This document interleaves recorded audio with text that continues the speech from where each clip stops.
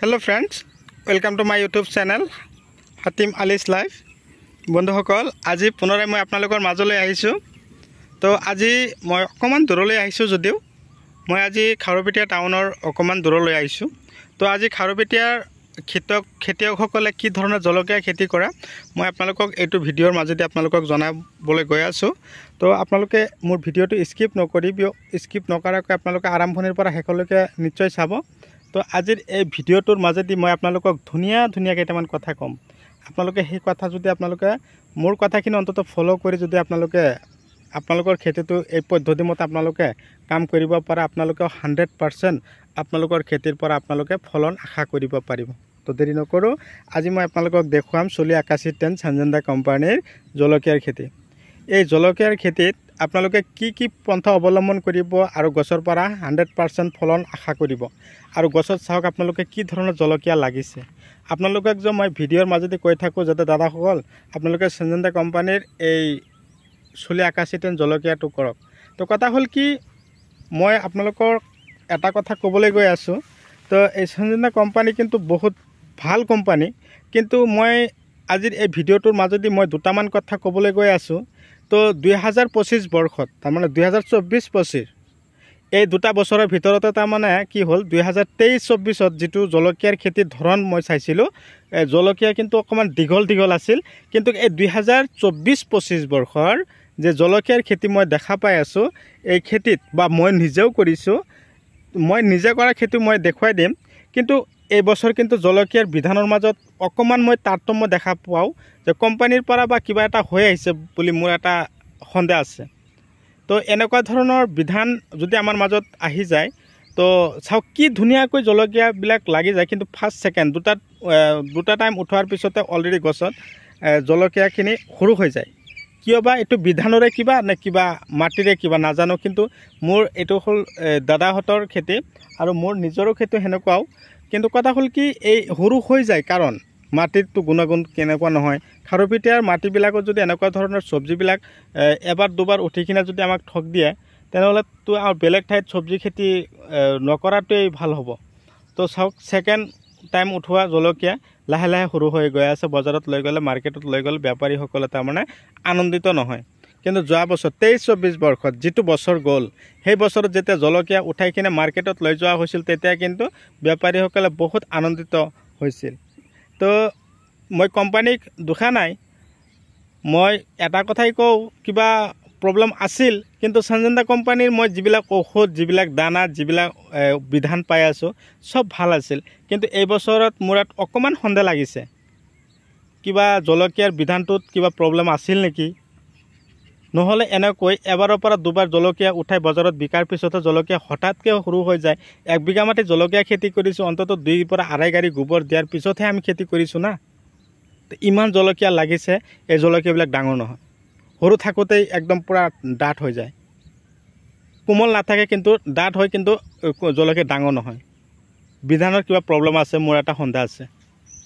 তো বন্ধুসকল মই এইটো ক'বলৈ নাযাওঁ, আপোনালোকে এই বছৰত কৰা নাই যদিও আপোনালোকে অহা বছৰত যদি আপোনালোকে এনেকুৱা ধৰণৰ জলকীয়াৰ খেতিয়ে হওক, জিকা ভোল তৰৈ এনেকুৱা ধৰণৰ খেতি যদি আপোনালোকে কৰিছে বা কৰিম বুলি আশাৰে বাট চাই আছে তেনেহ'লে আপোনালোকে এনেকুৱা ধৰণৰ জলকীয়া ভোল জিকা তৰৈ কুন্দুলি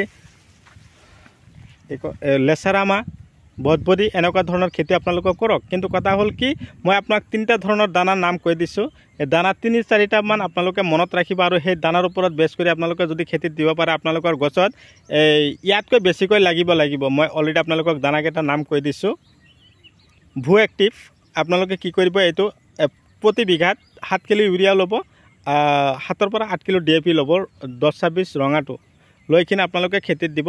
কেৱল খেতিত যে ছাই আছে আপোনালোকে কেৱল ধৰক কাঁইটৰ নিচিনা ওপৰ ফালে জলকীয়া উঠিহে আছে, ছাই আছে। কিমান ধৰক বিঘাৰ পৰা আপোনালোকে 1 বিঘা মাটিৰ পৰা 10 পৰা 12 কুইণ্টেল জলকীয়া উঠাব পাৰিব যদি আপোনালোকে চলি আকাশী 10 জলকীয়াৰ খেতি কৰিব পাৰে। এটা কথা হ'ল কি ভু এক্টিভ, মই আপোনালোকে উচ্চাৰণটো কৈ দিলোঁ ভু এক্টিভ, তাৰপিছত হ'ল ব্লেকবেৰী, ভু এক্টিভ ব্লেকবেৰী আৰু এটা হ'ল ব্লেক পাৰ্ল।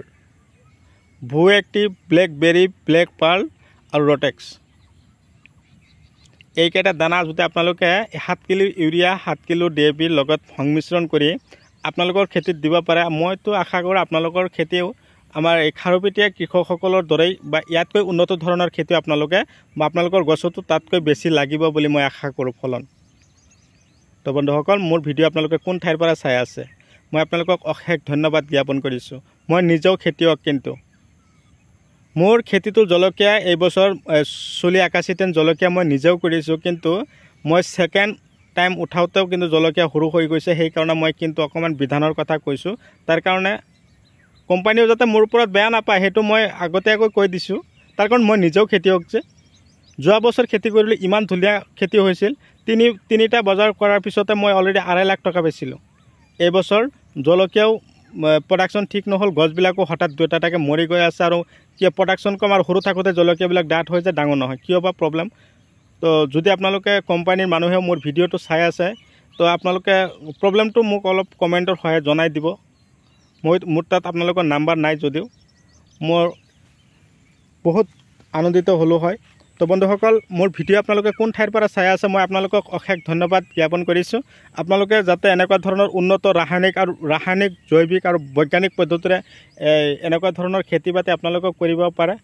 কেৱল মই জলকীয়া খেতিৰ কথা কোৱা নাই, A to Z আপোনালোকে যিকোনো খেতি কৰিব আপোনালোকে মোক যোগাযোগ কৰিব, মই আপোনালোকক যিমান পাৰোঁ হেল্প কৰি যাম মই যিখিনি জানো।